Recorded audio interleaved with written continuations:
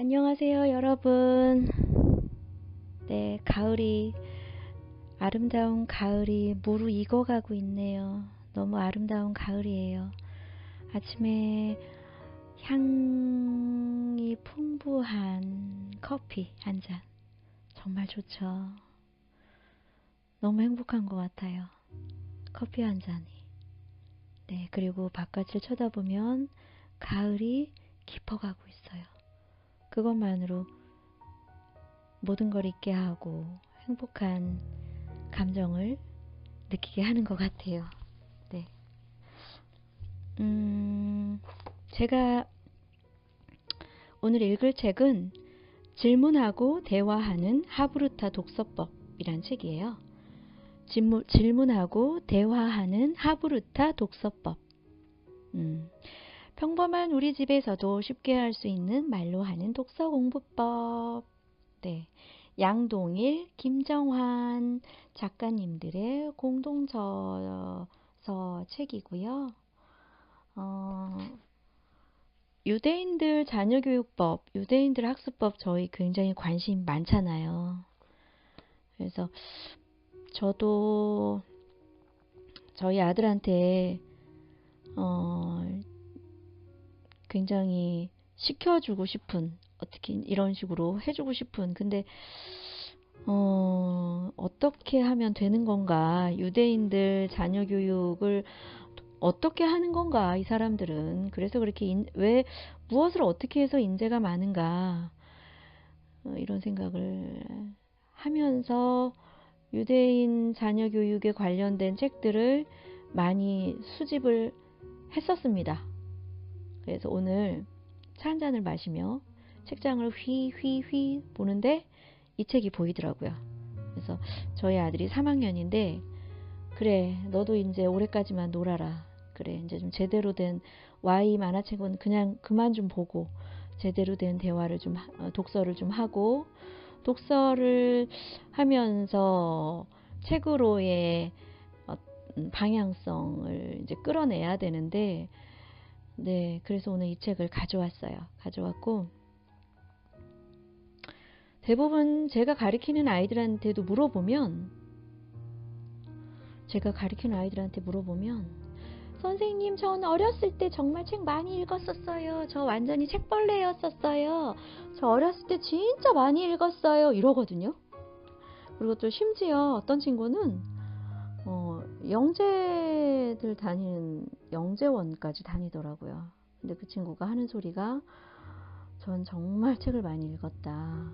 그래서 영재원에도 시험을 봐서 바로 붙어서 중학생인데 다니고 있고 그런데 그 친구가 하는 쇼킹한 말이 부모님들이 저한테 기대가 크죠. 제가 뭔가 굉장하게 뭔가를 할 거라고 생각하죠.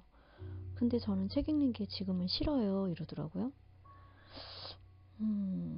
그래서 저는 그때 생각할 때는 그래 쉬어가는 것도 필요하지. 책에 흠뻑 빠져 있다가 쉬어가면서 사색하고 내 안의 생각을 무르익게 만드는 것도 중요하지.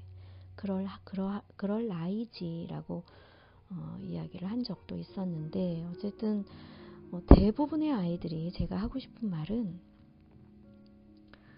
어릴 때는 엄마들이 목청이 터지라 읽어주고 어릴 때는 책들이 많이 읽다가 어느 순간부터 아이들이 독서에 거리가 멀어지고 핸드폰을 들여다보는 시간이 많아지면서 자기 완성으로 가는 길이 점점 멀어진다는 거죠. 아이들끼리의 경험도 정말 중요하죠. 서로 간의 사회성.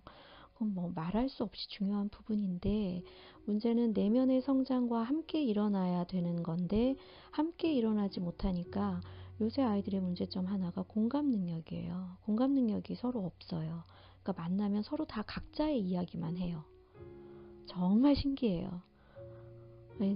저도 이제 이렇게 객관적인 데서 농담해가면서 아이들 좀 재밌게 해주려고 그러기도 하면서 이야기들을 지켜보면 누군가의 이야기를 경청하면서 거기에 맞춰서 대화하고 자기 의견을 끌어가고 하는 아이들은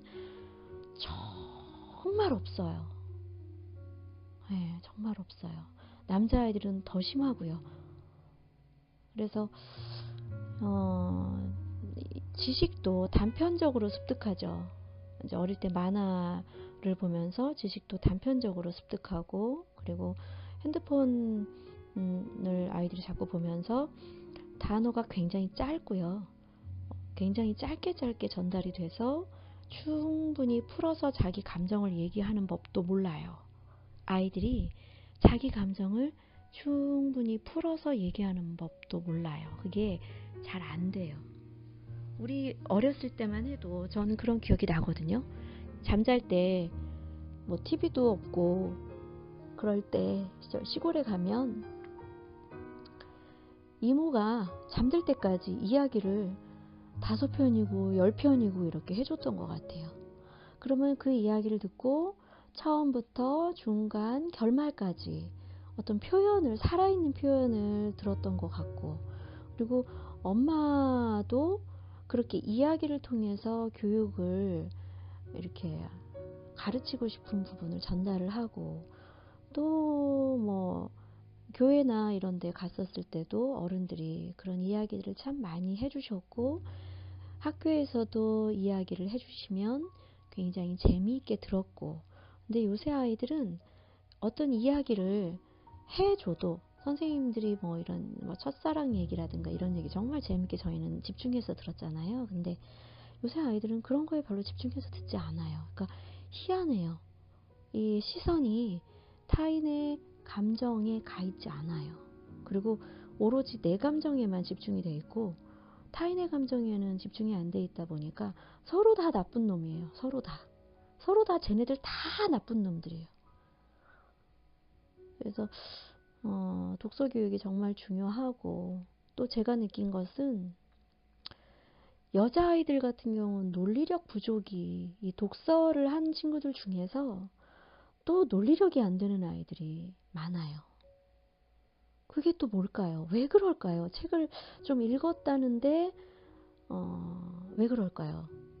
여자아이들 중에서 여자아이들은 왜 공감 능력이 남자아이들보다 뛰어나다고 하잖아요. 어떤 그 분한테, 전문가한테 들었는데, 태어날 때 남자아이와 여자아이의 공감 능력의 차이는 400배 이상의 차이를 가지고 태어난다고 제가 들었어요. 그 정도로 공감 능력에 있어서 여자아이들은 굉장히 뛰어난데, 책을, 이거는 이지성 작가님이 하신 말씀이에요. 꿈꾸는 다락방의 이지성 작가님이 하신 말씀인데, 지나친 그 로맨스 소설이나 아니면은 감정 위주의 소설들, 예, 그런 거를 또 많이 읽은 그 여자아이가 주인공이면서 그런 이렇게 뭐 슬프고 뭐 이렇게 상처받고 뭐 감정적인, 그러니까 하여튼 감정적인 부분의 어떤 그런 이야기들, 동화책 아니면 소설, 이런 거를 또 많이 읽은 아이들 같은 경우는 이상하게 자기 연민에 빠져요. 그러니까 세상이 슬픈 거죠, 왠지.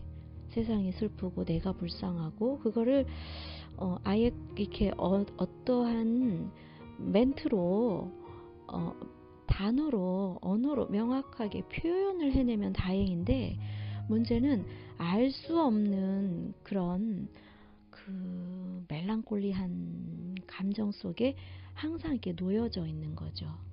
그런 아이들도 많아요. 그러니까 문과 성향의 아이들, 또는 뭐 예체능 성향의 아이들, 이런 아이들이, 저도 좀 그랬던 것 같아요. 저도 음악을 전공을 했는데 저도 좀 그랬던 것 같아요. 그리고 저 같은 경우는 저희 세대가 막 종로에서 막 수류탄 던지면 버스 타고 가다가 막 대피하고, 학교에서 공부하고 있으면 수류탄 냄새가 막 나서 막 거의 막 눈물 콧물 다 짜가면서 공부하고 그랬던 세대거든요. 그러다 보니, 예, 그리고 막 애들이 죽어나가고 고문 받다 죽어나가고 그랬던 세대이다 보니 사회 전체가 굉장히 암울하고, 노래도 슬프고 슬픈 노래들을 계속 부르고 있고, 제가 방학 때 여름방학 때인가? 그때 에어컨도 없고요. 저희 집이 공장을 했었는데, 지하에 이제 큰 공장을 했었는데, 거기에 방이 하나 있었거든요. 거기서 살림도 같이 했었어요. 근데 거기서 그 조용필, 그 당시는 용필이 오빠였어요. 아, 좀 나이가 드러나면 다 아시죠. 근데 그 노래, 슬픈 용필이 오빠 노래를 들으면서 거의 밖에 나가지도 않고 책 읽다가 음악 듣다가 책 읽다가 음악 듣다가 그 슬픈 감정에 완전히 빠져 있었던 것 같아요. 지금 그 장면을 기억하면 요새 아이들은 밝잖아요, 그래도. 근데 제가 그 음악을 듣게 된 거는 제 주변 친구들이 그거를 들으라고. 저는 가요도 잘 모르는 사람이고, 클래식을 했으니까 가요도 잘 모르는 사람이고, 그런데 그렇게 슬픈 음악들을 아이들이 듣고 그 테이프를 선물을 해줘서 제가 그렇게 또 듣고, 그리고 모두 다 슬펐던 그런 시절이 있었던 것 같아요. 아유, 말이 딴 데로 샜죠. 그래서 조금 그 독서법인데, 독서를 그 부분을 잡아줄 수 있는 키가 인문학이죠. 인문학으로 접근을 시켜줘야 아이들이 사고 영역이 넓어진다고 저는 생각을 하고요. 그리고 말하는 거 들어보면 저 아이의 지적 영역이 어느 정도인지 느껴져요. 알아요. 네, 그리고 글을 쓰는 걸 봐도 저 아이의 사고의 폭이 어디에 가 있는지 알아요. 아이들만 알까요? 어른들도 알죠. 글 쓰는 거 보면 우리 알잖아요, 다들. 그래서 어떤 인문학적인 그 독서, 체험, 여러 가지 것들을 할 수 있게 끌어주는 것이 어른들의 역할이라고 생각을 합니다. 누군가는 반드시 계속 일상생활의 현장에서 해야 되는 일이고요. 제가 아이들을 이렇게 지도하는 일을 하고 있는데, 애들을 가르치다 보면 읽기 능력이 안 돼서 국어랑 영어랑 성적이 안 나와요. 영어는 영어만 잘하면 성적 나올 것 같은데요. 읽기 능력이 안 되는 애들은 막판에 그것도 안 되더라고요. 어릴 때는 영어 잘한다고 되는데 고3 정도 되면 읽기의 수준이 상당히 높아요. 국어가 안 되니까 같이 심지어 어 뭐죠? 해석본을 읽어도 무슨 말인지 이해가 안 돼서 선생님 이거 무슨 말 하는지 이거 설명을 해주세요 하고 들고 와요. 해석본, 한글 해석본을 읽어도 무슨 말을 하는지 몰라요. 국어도 마찬가지죠. 수능, 논술, 읽기를 요구하는 지문이 너무나 많고, 또 심지어라는 말을 자꾸 쓰는데,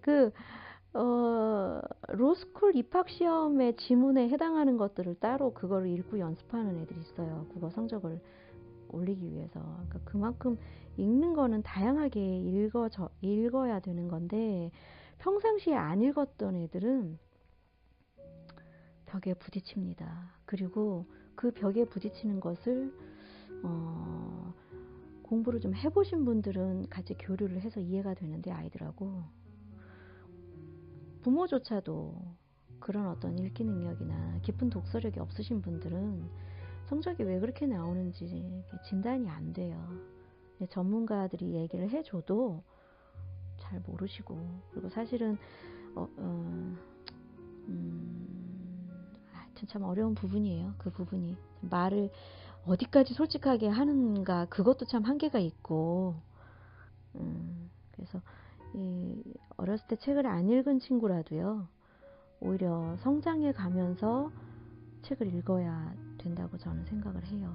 네, 깊이 있는 책, 그리고 사고를 좀 많이 해야 되는 책, 다양한 어휘가 들어있는 책들, 그런 책들을 좀 많이 읽어야 한다고 생각을 합니다. 자, 이제 토론이라는 게 지금 중학교, 고등학교 학생들 내에서도 그런 동아리를 통해서 토론 동아리들이 요새는 많이 생겨나고 있어요. 인문학 토론 동아리들도 많고.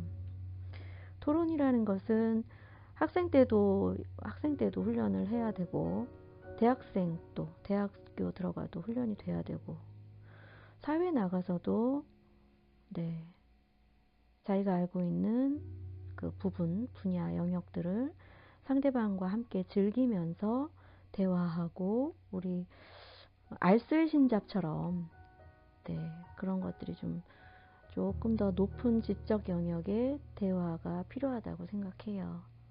네, 절대적으로 필요하다고 생각합니다. 그래서 일단은 함께 부모 사춘기 때 애들하고 싸우지 마시고요. 책을 통해서 함께 대화하고 서로의 생각을 듣고 서로의 감정을 듣고 서로의 생각과 감정을 찾아가는 과정을 이해하는 것. 네. 이것이 절대적으로 필요하다고 생각하는 개인으로 오늘 하브루타 독서법, 질문하고 대화하는 하브루타 독서법에 대해서 오늘 조금 읽어드리도록 할게요. 제가 혼자 너무 많이 썰을 풀었네요. 잠깐 조금만 하고 필요한 것만 제가 잠깐 이야기하도록 할게요. 하브루타 독서법은 유대인들 언어겠죠. 질문하고 대화하는 토론 독서법을 말하는 거예요. 자, 여기 이 독서법에 해당하는 거 40페이지 제가 다는 못 읽어드려요. 그래서 오늘 일단은 서론으로 몇 가지 필요한 것만 읽고 저희가 같이 이거 읽고 그래 한번 해보자 라는 생각이 이렇게 들도록 할 수 있는 그 내용들 잠깐 볼게요. 책만 읽어주는 부모는 이제 그만 질문하는 부모가 되라. 왜 질문하고 대화하는 하브루타 독서법이 중요한가? 사람은 누구나 이야기를 좋아한다. 어른, 아이 할 것 없이 사람들은 이야기에 열광한다. 재미있는 드라마 시청률이 계속해서 오르는 것을 보면 쉽게 이해할 수 있다. 그래서 사람을 호모 스토리오스 이야기하는 인간으로 명명하는 이도 있다. 철학자 알레스데어 맥킨타이어는 저서 덕의 상실에서 이야기하는 존재로서의 인간을 이야기한다. 어떤 사람이든지 인간은 이야기의 한 부분이라는 것이다. 그런 관점에서 역사 교육이 자녀 교육에서 차지하는 비중도 상당하다. 왜냐하면 역사가 곧 이야기의 일부이기 때문이다. 독서는 이러한 이야기를 손쉽게 얻을 수 있는 좋은 수단이다. 아빠는 책 속의 이야기를 들려주면서 아이의 호기심을 자극하는 질문을 할 수 있다. 질문을 하는 첫 번째 이유는 일시적으로 인식의 결핍 상태를 만들 수 있고 생각과 대답을 이끌어내는 묘한 매력이 있기 때문이다. 사람에게는 결핍 상태를 메우려는 본능이 있다. 원초적인 배고픔과 부족함을 메우려고 노력하듯이 질문이 주어지면 인식의 결핍 상태를 메우려고 무의식적으로 노력하게 된다. 질문에는 힘이 있다. 질문에 대답을 하면서 아이들은 스스로 인식의 결핍을 찾게 되고 생각을 날카롭고 정교하게 정리한다. 유대인의 상상력과 창의력이 뛰어난 이유가 바로 이러한 결핍에 있다. 유대인들은 역사적으로 고난과 결핍의 민족이었다. 결핍은 호기심을 낳고 호기심은 질문을 낳으며 질문이 바로 문제 해결의 열쇠가 된다. 책을 읽으면서 질문을 끌어내야 하는 두 번째 이유는 부모의 일방적인 말하기와는 달리 독서 활동은 듣는 아이들에게 상상력과 창의력을 키워주기 때문이다. 일반적인 부모들은 아이에게 책을 읽어줄 때 내용 전달에만 치우치는 경향이 있다. 그렇게 되면 아이들은 단순히 듣는 것에만 만족할 수 없다. 하지만 책을 읽어주면서 중간중간 질문을 던진다면 아이들이 스스로 생각하고 자신의 의견을 표현함으로써 함께 대화하는 독서가 될 수 있다. 책을 읽을 때마다 질문은 여러 가지로 달라질 수 있기 때문에 한 권의 책을 여러 번 읽어도 아이들은 지루함을 느끼지 않을 것이다. 글자만 읽는 독서를 탈피한 말하는 독서, 이것이 바로 하브루타 독서이다. 저희는 이 방식으로 책을 위인전을 이렇게 읽어요. 저희 집은. 나중에 우리 아들하고 같이 위인전을 함께 읽는 과정을 제가 한번 올려드릴게요. 그리고 또 반대로 해도 좋아요. 꼭 부모가 아이한테 질문할 필요는 없는 것 같아요. 왜냐하면 저도 남편이랑 이렇게 얘기할 때 남편이 저한테 제가 이제 뭐라고 얘기하는데 남편이 그래 그러면 내가 너한테 질문을 할게 이러면서 질문이 갑자기 훅 들어오면은 상당히 당황스럽거든요. 나는 편안하게 저 사람이 들어주리라 경청하리라 생각하고 얘기를 했는데 저희 남편이 갑자기 질문이 훅 들어오면 왠지 뒤에 칼을 숨기고 있다가 저한테 칼을 확 이렇게 내보이는 것 같은 아주 당황스러우면서 조금 기분이 나쁘죠. 기분이 나쁘고 으이씨 이렇게 돼요. 아이씨 그래서 부모가 아이들한테 그러니까 질문을 하는 것도 좋지만 어떤 그러한 감정이 지속될 수도 있어요. 저희 아이 같은 경우는 좀 그렇더라고요. 왠지 하다 보면 혼나는 것 같고 왠지 하다 보면 막 대답을 잘해야 될 것 같고 그러니까 거꾸로 엄마가 읽는 책, 아빠가 읽는 책을 어느 한 부분을 정해주고 아이가 질문할 수 있도록 그것도 정말 좋은 방법이고요. 그렇게 만약에 하잖아요. 그러면 아이가 수준 높은 책으로의 접근이 아주 쉬워져요. 그리고 엄마 아빠 놀리는 재미도 있고 또 엄마 아빠에게 질문하기 위해서 책을 더 디테일하게 읽는 것도 되고 평상시 부모님이 질문한 거에 대한 어떤 감정적 서름, 압박 이것을 해소하는 방법도 된다고 생각해요. 네. 나중에 한번 제가 영상 한번 올려볼게요. 저희 집 들으시면서 한번 웃으세요. 그렇게 재밌게 지내는 거죠, 뭐. 네, 그래서 글자만 읽는 독서를 탈피한 말하는 독서. 이것이 바로 하브루타 독서이다. 하브루타 독서법에서 질문이 중요한 5가지 이유. 하브루타 독서법의 시작은 다름 아닌 질문이다. 질문이 없다면 대화, 토론, 논쟁으로 이루어지는 모든 하브루타 교육은 불가능하다. 왜 하브루타 독서법에서 질문이 중요한 걸까? 네. 또 하나 생각한 거 말씀드릴게요. 사춘기 때, 예를 들어서 요새 아이들은 뭐 한 3학년부터 사춘기 오거나 5학년 되면 또 달라지고, 제가 만났던 피크의 사춘기는 중2, 중3이에요. 정신병 걸릴 것 같아요, 진짜. 심하게 오는 아이들 보면, 진짜 너무 힘들어요. 부모님들도 같이 알아요.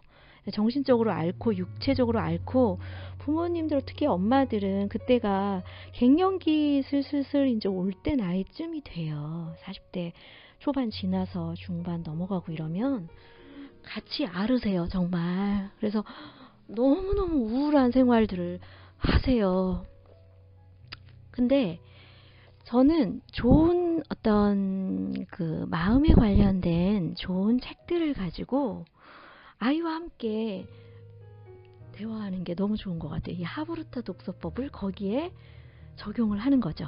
그러면 아이도 맺힌 마음이 풀리고 엄마도 맺힌 마음이 풀리고 서로 이렇게 대화를 해가면서 그런데 아이들은 굉장히 자존심이 강하고 예민하잖아요. 그러니까 독서에 근거해서 책 읽는 독서에 근거해서 질문하고 대답하고 그 다음에 자기 이야기는 살짝만 띄엄띄엄 내비치게 될 거예요. 제가 해보니까 그러더라고요. 저희 학생들 데리고 제가 해보면 그런데 파악이 돼요. 저 아이가 어떻구나. 저 아이가 어떻구나. 파악이 되고 그러고 나서는 아이가 많이 안정이 돼요.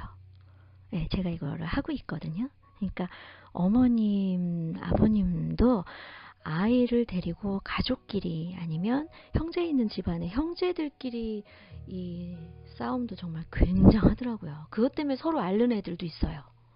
정말 안타까워서 볼 수가 없죠. 애들 둘이 앓고 애들 둘이 마음으로 앓고 육체적으로 앓는 이유는 그 정서를 어머니가 제공을 한 건데 어머니는 본인이 그런 정서를 제공한 거를 모르고 셋이가 앓는 거죠. 셋이가. 많이 안타깝죠. 그런 경우 많이 봅니다. 네. 이제 제가 수다가 많죠. 네.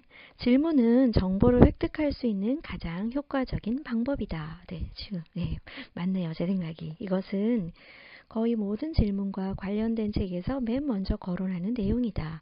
호기심이 생기거나 모르는 부분이 있으면 그 부분에 대한 해답을 찾고 싶은 것이 인간의 마음인지라 그런 불만족을 해소하기 위해서는 반드시 질문을 해야 한다.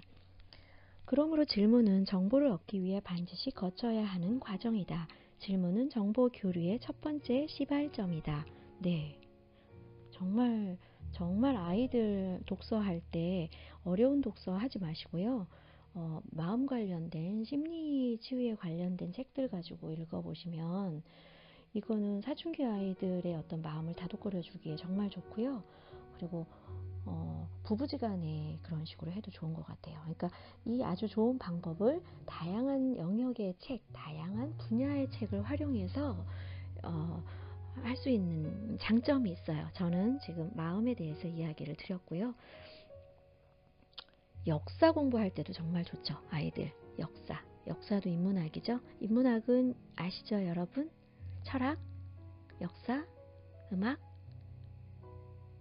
그림, 인간이 경험하는 모든 문화를 인문학으로 다 봐요. 네. 질문을 통해 아이는 경청을 배운다. 질문을 한다는 것은 반대로 생각하면 대답하는 사람의 말을 경청하겠다는 의사 표시다. 실제로 질문을 하고 딴짓을 하는 사람은 거의 없다. 상대가 자신의 질문에 어떤 대답을 하는지 귀를 쫑긋 세우고 듣게 된다. 근본적으로 질문하는 행위는 경청, 즉 존중과 배려의 의미를 담고 있다. 경청은 긍정적인 인간관계를 맺을 수 있는 아주 기본적이고 중요한 행위다. 상대방에게 궁금한 것을 질문하는 행위는 관계를 맺는 첫 시작이다. 질문 속에서 삶의 비전을 찾을 수 있다. 질문은 질문으로 끝나지 않는다. 질문에는 반드시 해답이 있게 마련이다. 하지만 해답이 즉각적으로 주어지지 않는다면 어떻게 해야 할까? 질문의 답을 직접 찾아 나서야 한다. 스스로 답을 찾는 과정을 통해 아이는 삶의 비전을 찾을 수 있다. 과학자 뉴턴은 하늘의 달과 땅의 사과를 보며 왜 달은 공중에 매달려 있고 사과는 땅에 떨어지지? 몹시 궁금하게 여겼다. 이에 대해 뉴턴은 수없이 많은 사람들에게 질문했을 것이다. 그러나 만족한 답을 얻지 못하자 그는 직접 그 답을 찾기로 했고 결국 만유인력을 발견하게 되었다. 이처럼 질문은 아이의 생각을 발전시키고 삶을 이끄는 원동력이 된다. 4. 질문으로 세상을 바꿀 수 있다. 인간은 신으로부터 세상을 경영할 사명을 떠맡았다고 유대인들은 믿는다. 세상의 모든 것을 잘 관리하고 불합리한 점을 고쳐서 더 나은 세상으로 만들어야 하는 사명이 그것이다. 그렇게 하기 위해서는 반드시 질문이 필요했다. 내가 정말 잘하고 있는가? 세상의 어떤 점이 부족한가? 신은 우리가 어떻게 세상을 다스리길 원하는가? 우리는 삶의 진정한 가치와 행복을 얻기 위해 이런 수많은 질문에 대한 답을 찾아가야 한다.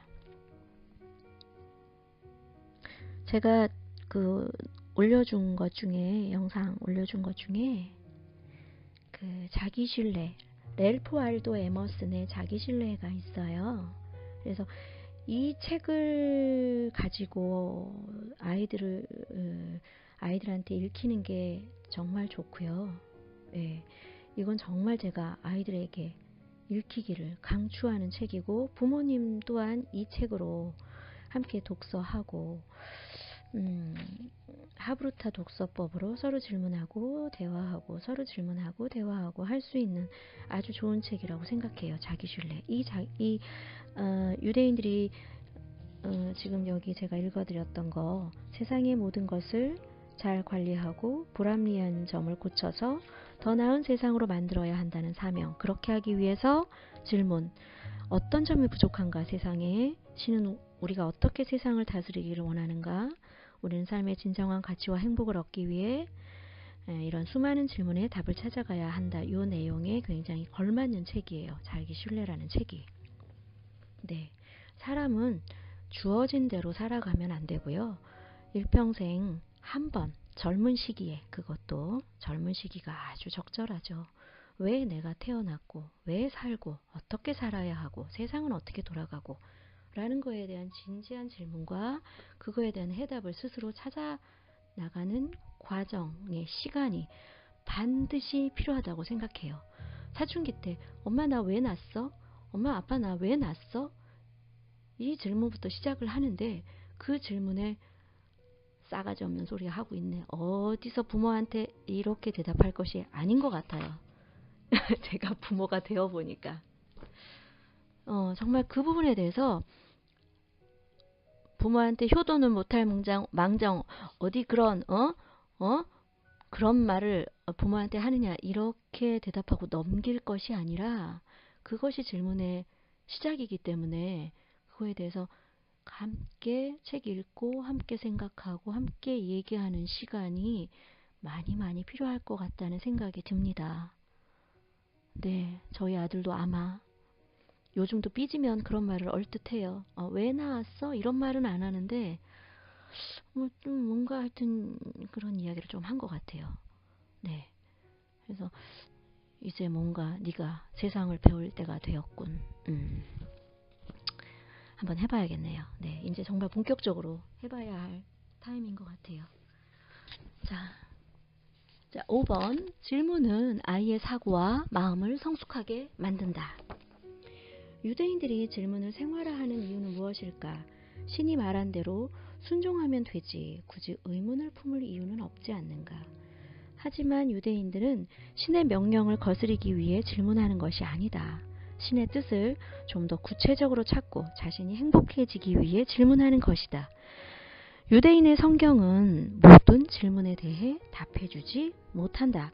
성경은 연대기 순으로 서술된 경우가 많고 주로 신과 인간이 행한 일이 무엇인지에 대해서만 말하고 있다. 겉으로 드러난 사실 아래 숨은 원인, 즉 왜에 대해서는 대개 미흡하게 서술돼 있다. 이런 까닭에 유대인들은 성경에 대해 왜라는 질문을 하며 숨은 의미를 찾는 노력을 게을리하지 않았다. 설사 만족스러운 답을 얻지 못하더라도 유대인들은 그 질문을 통해 그들의 신앙과 신의 말씀을 실천하는 데 매우 유용한 통찰력을 얻게 되었다.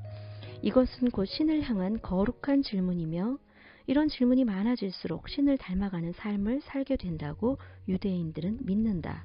신을 닮아갈수록 영적으로 더욱 더 성숙한다는 것이 유대인들의 주장이다.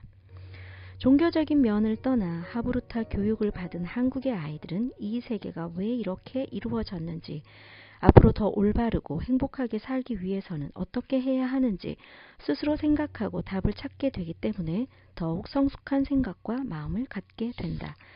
요컨대 하브루타 독서에서 질문은 단순히 정보 교류나 어떤 호기심을 충족하기 위한 답을 찾는 데만 머물지 않는다. 책을 읽으며 질문하고 대화하는 공부법은 삶을 이끄는 비전과 인생의 중요한 가치를 발견하는 성숙한 삶의 자세를 찾을 수 있도록 도와준다. 이러한 질문의 힘을 알기에 하브루타 독서 교육에서는 단순히 책만 읽는 것이 아닌 질문하고 대화하는 독서법을 강조하는 것이다. 다음 장부터는 존 스튜어트 밀, 플라톤, 아리스토텔레스 등 세계적인 철학자들이 쓴 고전을 아이와 함께 쉽고 재미있게 읽을 수 있는 독서법을 소개한다. 어떻게 이 고전을 다 읽지? 아이들에게 어떤 질문을 해야 하지? 분명 대부분의 부모들은 이런 걱정이 앞설 것이다. 하지만 철학자들의 사상과 고전을 잘 모른다고 해서 무작정 겁낼 건 없다. 고전을 읽지 않은 부모도 쉽게 하브루타 독서 교육을 시작할 수 있도록 실제로 내가 가정에서 아이들과 나누는 대화 사례, 질문 사례, 하브루타식 질문 만들기 실전 지침 등을 자세히 수록했다. 또한 철학자들의 생애와 사상, 저서에 대한 설명을 아빠와 아이가 서로 대화하는 형식으로 구성하여 누구든지 가정에서 재미있게 독서 교육을 할 수 있도록 도왔다. 부모들은 이 책을 통해 하브루타 독서 교육을 위한 다양한 정보와 이야기거리를 얻을 수 있다. 제가 소크라테스의 변명을 녹음을 잘 했다가 잘못해서 다 지워버렸거든요. 근데 막상 한번 읽어보면요. 저는 그 책을 몇 번을 읽었지만 별거 아니거든요. 그리고 아이들이 오히려 질문할 수 있는 것들이 있어요. 이 세상이 뭐야? 사람은 동물과 뭐가 달라? 왜 태어났어? 신은 있어? 죽으면 어디로 가는 거야? 이런 거예요. 그래서 그런 플라톤이나 아리스토텔레스나 소크라테스 뭐 이런 사람들이 쓴 그 지혜의 말들을 뭐 어려워 그런 걸 어떻게 읽어가? 절대 아니에요. 단지 조금 제가 볼 때는 번역이 조금 너무 지나치게 어렵거나 또는 번역이 좀 이렇게 약간 무슨 뭐라 그러죠 그런 거를 그 논문 쓰는 것처럼 번역이 어려워서 그렇지 제가 봤을 땐 그렇게 어려운 글들이 절대 아닙니다. 그래서 고전 이지성 작가가 말했던 거, 그 다음에 동산초등학교에서 지금 실시하고 있는 고전 교육들, 뭐 논어, 맹자 이런 책들을 읽히는 것이 절대 어렵지 않아요. 절대 어렵지 않아요. 네.